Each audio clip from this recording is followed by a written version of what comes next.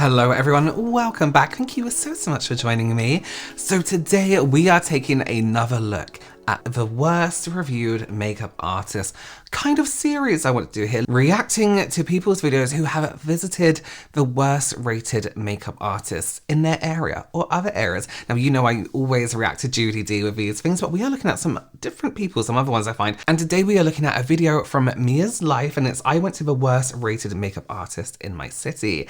And what I hope to achieve from these videos as a professional makeup artist myself with 17 years experience, I want to look at perhaps why these makeup artists have been reviewed poorly, and what you should be looking at when you're hiring makeup artists or whatever. Just before we get into that, say if this is your first time here, hello, my name is Robert. I'm a professional makeup artist here on YouTube. Also in real life, it's my goal to help you become a pro yourself or just someone who's really good at makeup. So if that sounds like something you are interested in, do please give this video a thumbs up and subscribe. And as I always like to say in my reaction videos, creativity and individuality have no rules, but makeup most definitely has a theory, especially when someone is paying for you to do it on them. Okay, let's have a look. In today's episode of Me Doing Stupid Things, I'm going to be going to the worst reviewed makeup salon in my city, London.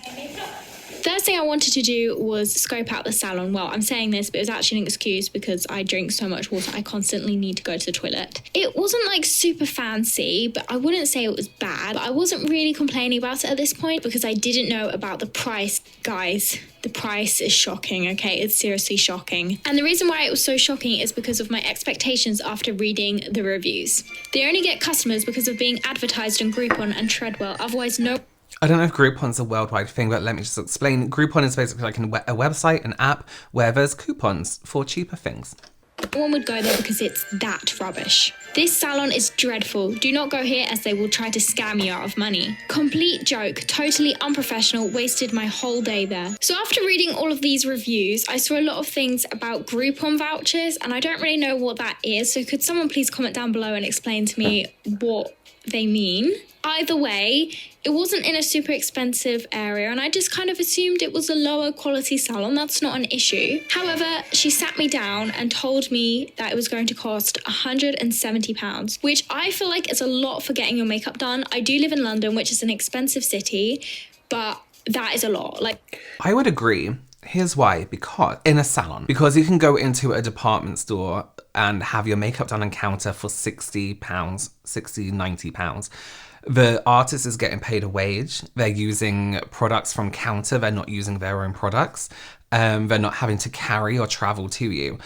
A makeup artist freelancing by themselves, I would say that's a good price. If they're traveling to you, especially they're using their own products, they're only getting paid the hours that they're doing with you, and maybe you're the only job that day or for the next 2 days. So all kind of like levels up. Like that is a lot more than I was expecting. Now, I didn't ask what the price was going to be when I booked on the phone, which maybe I should have asked, and I kind of wish I had done that because I feel like that's always a good idea to do when you're going to somewhere. But either way, she did tell me before she actually got started on my makeup, so I do appreciate that. I think that is quite important. I showed her this picture. Wow. Okay. That's obviously been edited in some aspects, but it's doable, it's achievable. Because if I'm paying a lot of money to get my makeup done, I want it to be a look that I cannot do myself normally, and I want it to be super extra. And, you know, I just feel like these are the sort of makeup looks that I would never be able to do to myself, or I can never be bothered to do to myself. Very well said. Again, if you're paying to have your makeup done, it better be better than what you can do, or maybe you just don't want to do it yourself, so it should be equal to. So I really wanted to, you know, have a nice experience of getting my makeup done, going all out, all blue, and she seemed fine with it. She didn't really mind, but she did say to me that they don't have any blue eyeliner, so she was asking me if I would want it black or like what I wanted to do instead. So I just kind of told her, do what you think will be the best for my makeup look. You decide, basically. So she kind of just did what she thought. Not having blue eyeliner, I feel like, here's the deal, right? As a professional freelance makeup artist, it's impossible to kind of cut down your kit. Personally, whenever I used to go to a job, right, I would take a lot. And it's really stupid because you need to carry it around. But when it was like, oh, for example, blue eyeliner, I could be doing a wedding and I'll be like, oh, I better take that blue eyeliner just in case. But I think if you're in a salon and you can leave some of your stuff, and I've worked in a salon like this before. It was the worst salon ever, but I've worked in one like that before as a makeup artist. That's a story time for another time. I had blue eyeliner. I had lots of eyeliners. I had white. and I had the primary colors, so I could mix and match. I had black and white, you know, you can make any color from that. So I think there's an aspect to it yourself of you have to think ahead, and you have to think about, especially with the way makeup is online, you can be asked to do some pretty like graphic things in terms of makeup. Was good. She did keep asking me like how I thought about things throughout the whole process. One thing I would say as well, sorry, the eyelids look yellow. And if that's our primer, preferably, your eye primer, I like it to be lighter than your skin tone, just because you may get that gap under the brow, between your brow and the eyeshadow. And it's nice to have it lighter. Personal preference, though. Kind of going normal, nothing too bad. But further down the line, guys, just wait, because it slowly starts to unravel the whole experience. It doesn't, yeah. And the whole time during it, me and my friend kept looking at each other, and I could tell that bad stuff was going down by her face. It was not good. No bueno, guys. Just before we get into that as well, here's something that if anyone, say you have a client, right? Just like you wouldn't do on yourself. If you saw a look and you were like, I can't do that, you probably wouldn't bother. If you had a client and they wanted this look and you didn't think you can do it, I would say, I don't think I can do that in the time that we have together today. I want to keep you within an hour. I want to make sure your makeup is done to perfection before you leave, so you don't have to worry about anything else. Can we consider taking this element out? Can we consider taking that graphic liner out? Maybe the eye shape isn't correct for that look. Honesty is very professional. Being able to do everything isn't necessarily professional. Being honest is professional.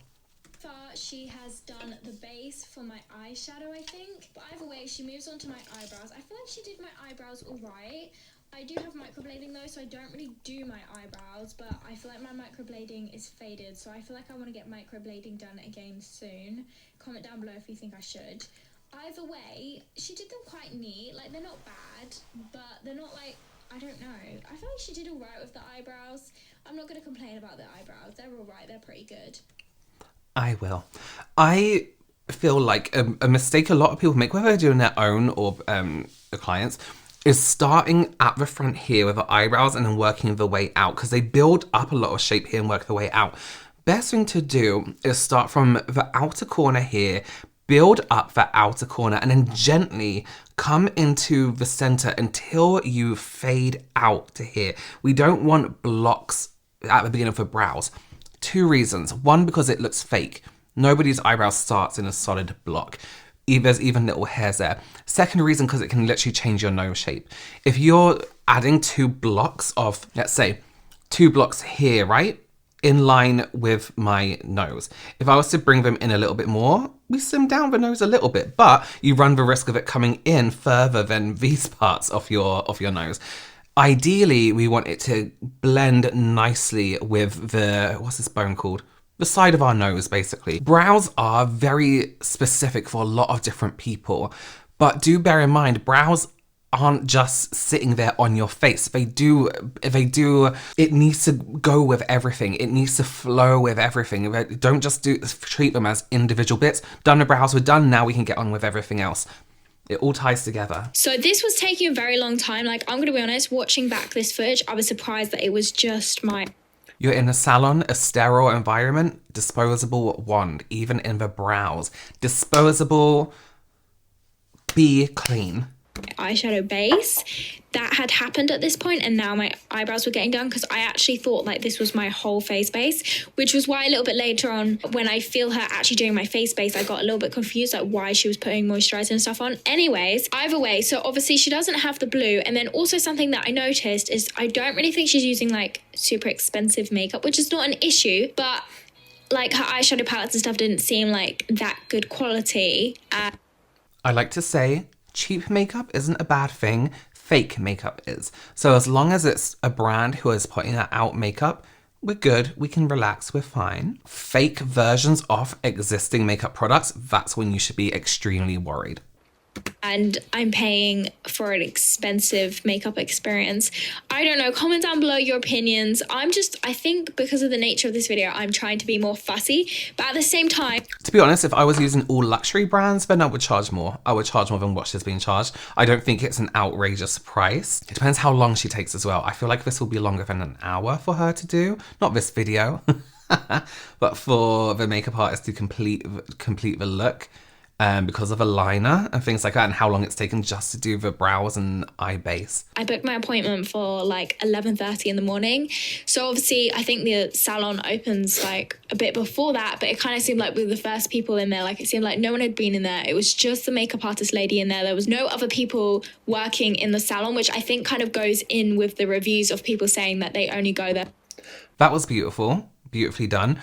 I would watch, when you're doing a thing like that, right? I would watch myself. If I was to come out this way, I wouldn't then come back this way, because when you do this, you make a nice flick. When you come back this way, you thicken that flick you just made. So always go from about here, make sure you're going in that same direction all the time, because then you ruin that precision of that nice point. I must say, this took forever, like the whole time in the salon. It took ages because she was really spending a long time to really try and do her best, which I really appreciate. So I just want to say, like, straight off, I don't want to talk bad about her because she really did try hard. And I think for that, like, I can't really say anything too bad. And the makeup look I gave her was quite hard. But yeah, either way, so she did that blue line, and then I'm now looking and she does like this black line, which wasn't like what the picture. To be honest, I don't really know when it started to go wrong. It was just looking all right, and then it was looking like this. I don't know what's going on here, what she's doing, to be honest. But obviously the eyeliner isn't like what I... It looks like she's trying to shape up the line mistakes with another product that's actually further blending out and smudging the product already. Here's, again, makeup artist panic. Take a step back, look at me, open your eyes and look at me. Assess. Oh, always look at me. Work and keep looking at them, stepping back. Can you look at me, please? Don't lay them down. Sit them in front of a mirror. You're in the salon. Sit them in front of that mirror. Your precision, your symmetry will be so much better. Take a step back. Panic is setting in, and I can feel it. I'm an empath. No, I'm joking. I know, I've been there. I don't know what it is that's bad about it, but it just doesn't... It's just not it. Yeah, so the blending's, it's nice, but you can see there's almost like a faint white line under that perfect socket she did before, and it's ruined it slightly. It's ruined it very slightly. I would maybe take an angle brush or a flat brush right now, and you see where that like solid white line is here? Can you see my mouse on screen recordings? This one here? I would be like going along, I know it's not here on the face, but for example, going, actually, let me show you. So say that is this white line and I have a liner above it. It's obviously there, it doesn't look great. I would take an angle brush, clean one, and just very gently go along that line and pull it down. Pull it down, keep straightening it up, pull it down, and incorporate it into the rest of the makeup. Otherwise, it's just some random line sitting under like this. Then with a blending brush, I would very gently hold it at this angle, because you can go flat, not this angle, and buff it out. Have a nice buff. Blend, blend, blend. So there's definitely still like a solid line there, but it's even the way across, and it blends into the rest of the makeup. Is it, guys? It just is not it. Obviously, I haven't got the foundation and stuff on, so obviously foundation and eyelashes can save an eyeshadow look. But with this sort of eyeshadow look, I don't know if it can. And so she went in with a liquid liner. You need a brush for your liquid liner, a palette. Whack that liquid liner until it's in a thing, or use a gel pot and scoop some out and put some on a palette, and then use your brush. Please hygiene, come on. She was very leaning on my face the whole time, which was quite... This grapple hand on head, uncomfortable for everyone. She asked me if I wanted the liner filled in, and I think I said no. So I'm trying to see, like, did she fill this in or not? I don't think she did. I think it... Oh no, she did fill it in because I told her to do whatever she wanted.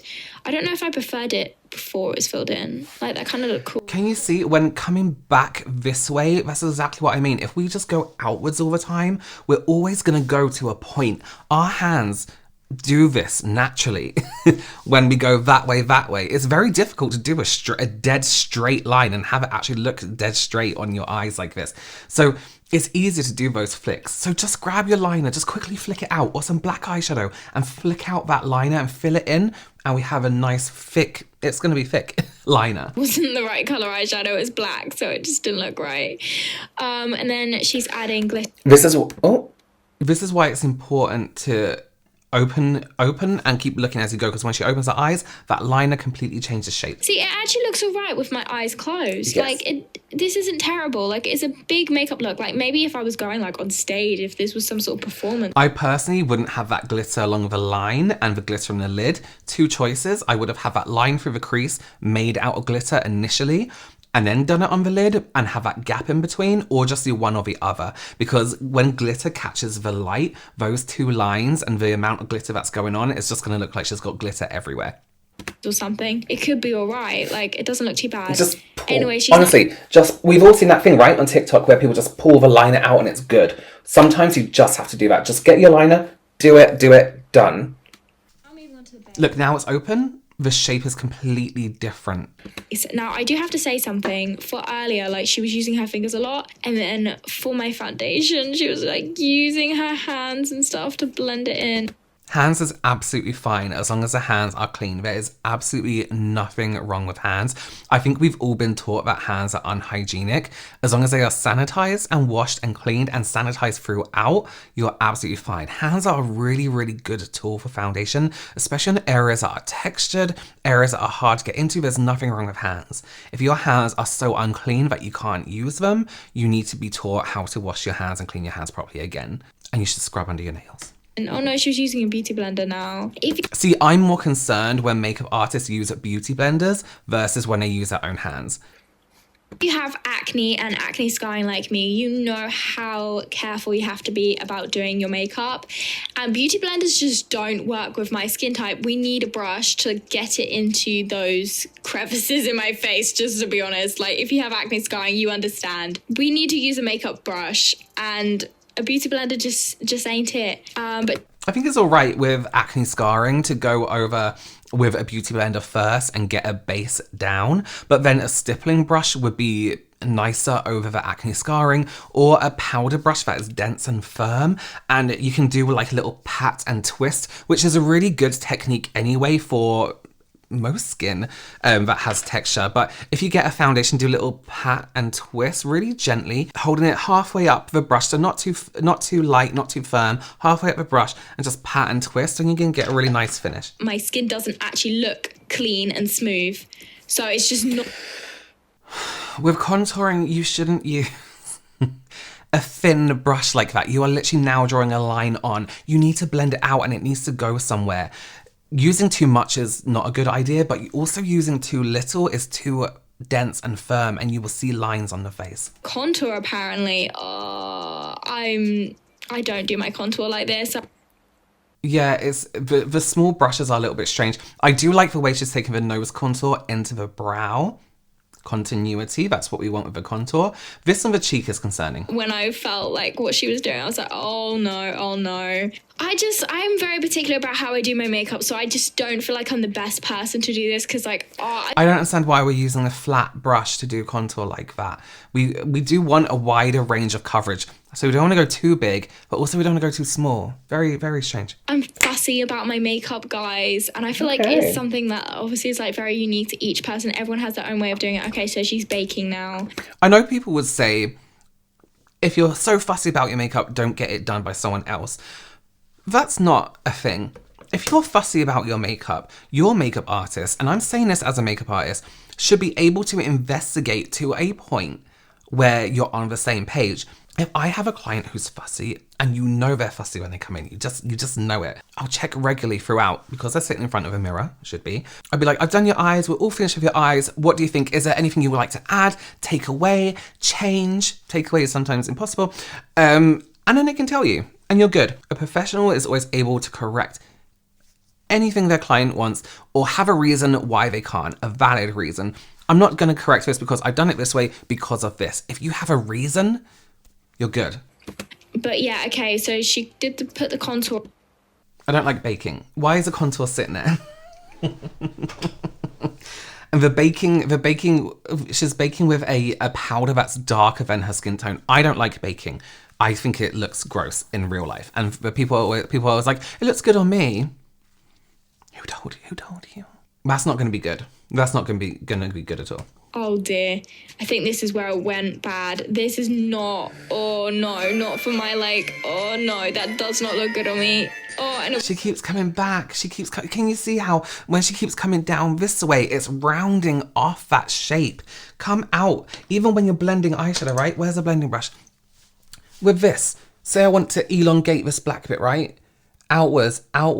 And you can change your angle. You can go up this way, you can come out this way, but outwards. You don't want to go in all the time because you're going to, look, I'll do it. You come in. Now we've got this bulkier, rounded edge. Instead of this like this, you see? I can't sit there with that like that. As well, it was quite uncomfortable when she was doing all the eyeliner and stuff, which is... Look at that powder. Look how yellow and dark that is compared to the rest of her face. Do you know what? Okay, look at this shape. How beautiful could this be, thinking from an editorial point of view? If I was to come over and fix this, and I've done this before, and it's absolutely fine to ask for help from someone. If you're like, you know what, I can't do this. This person is paying. I need help. Can you help? Absolutely. Let's have this person's money do good. I would now elongate the line going through the socket. Take that further out. Elongate that black. No matter how far you take it, I am going to take something to clean it up, cut it off, slice it off, and then go back in with a foundation. You can fix up that little patch of foundation in a few minutes. This is fixable. If she just stopped right now and took a step back and was like, how can I fix this? This is fixable. I don't know what I was expecting, but this is something. This is something, I have to say. I don't even want to show you my face right now. I'm so glad you're with... Okay, let's have a look. See what I mean by the sporadicness of glitter. Like, it doesn't always pick up light in the places and where you want it. And because glitter isn't like a highlight, for example, where it has a constant sheen, it's dots of shine, it can look messy like this. The black is, honestly, it looks crusty. It looks crusty. If we had done these eyes with our eyes open, it would have been much nicer, much smoother, and we could have done a lot more. And again, eyes open with that shape through the socket, but now it's been blended. Lip color's really nice. The color of blush is actually quite nice. When somebody has scarring on their face, I do, and depending on skin tone, I do tend to go a little bit peachier. It looks smoother, it looks nice, it's complementary to the skin type. Would I have taken it down here? Perhaps not. She has quite a nice, she has a very nice jawline and very prominent cheekbones here and very prominent cheeks here already to the apples. So I actually would have taken that and slipped it up here where the blush is and sharpened up this area a little bit more. I don't believe that the makeup artists who did this can't do makeup. I believe they can, because there was a lot of precision and details that were really beautiful, really beautiful. What I think the artist needs to do, and I give this advice unsolicited, is not necessarily go slower, because that took a lot of time according to the video. Just calm down. And when you feel you're going wrong, take a step back and think about what you can do. Go for 3 or 2 different options in your mind and think, where can I go from here? What is wrong in my head? Looking at this, what is wrong? How can I fix this? Where can I go from here? I believe she would know how to. I think the technique was there. It was there. I think laying people down in a chair is no good. You need to be right in front where you can see too. You want to be looking at them in a mirror, constantly checking your work. And when you're driving a car and you're meant to look in the mirrors all the time, like that. Don't be crazy. Don't be like... But I don't believe that makeup artist can't do makeup. There's a few little things to tweak and know while, and learn while you're doing it. However, if you can't offer a service that costs over £100 or dollars confidently, then don't do it. Use your time wisely. You work in a salon. You want to advertise a salon. Get some people in maybe to do like free, so like, you know, a free, be a model for my salon. Do some makeup on them for free. The payment is you get to take a picture and put it on social media, or you get to take a picture for your portfolio. Do people have portfolios now? There's ways to do this. This person can do makeup. I 100% believe that. But there's little things to learn. I think more practice and calming down. We've all been there. We've all been in that panic where you're like, shit, fuck, this is going wrong. This is going really wrong. You get a bit sweaty. You're like, calm down. You're like, oh my God, I don't want to. You just want your client to leave and go off into the world. A good sign, I keep saying, a good sign of professionalism as well, right? If you make a mistake on your client, it's okay to point out that mistake and say, can you see? I would bring it to their attention before they see it. You've done a wonky eyeliner. I would say, you see how here I've done this eyeliner lower than this one? What I'm going to do is I'm just going to correct that slightly now, because if I don't, one eye is going to look like it's falling, one eye is going to look like this, and what we really want is to have your face looking lifted and something. Your client will feel so much more calm and confident in your decisions as a makeup artist. You have found a mistake and you've pointed it out, but you know why it's a mistake. You know how to fix it, and you know the benefit of fixing it for your client. I have left the link to Mia's full video down below in the description box. Go ahead and look at it and let me know what you think. Do consider subscribing, giving this video a thumbs up. I have a whole reaction playlist right here for you, and I will see you very, very soon. Bye.